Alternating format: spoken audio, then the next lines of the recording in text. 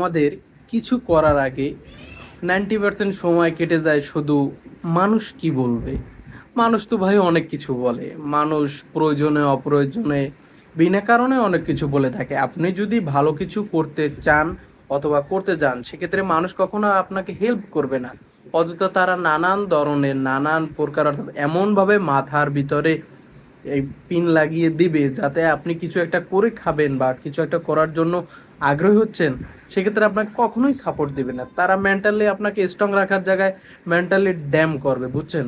So সেক্ষেত্রে কিছু করার আগে মানুষের পরামর্শ না নিয়ে নিজের পরামর্শ নিন, নয়তো ফ্যামিলির সাথে কথা বলে শেয়ার করুন। নিজে যা করার করুন, নিজের চিন্তা ভাবনা নিজের মেধা দিয়ে কাজ করেন, কিন্তু অন্যের পরামর্শ নিয়ে বা মানুষ কি বলবে এই চিন্তা ভাবনা থেকে একটু বেরিয়ে আসতে হবে, বুঝছেন?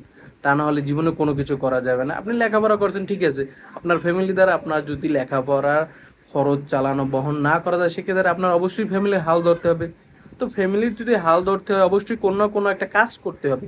তো কাজ যেহেতু করতে হবে সেহেতু এই শরমের কি আছে বা কোথায় কি, আরে মানুষ কি বলবে, মানুষ কি বলবে।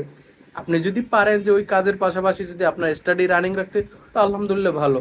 তারপর তো আপনার ফ্যামিলিও দেখতে হবে। তো সো সেক্ষেত্রে মানুষ কি বলবে এই চিন্তা ভাবনাটা একটু মাথা দিয়ে বাদ দেন, বুঝছেন? এগুলো মাথায় রেখে লাভ নাই।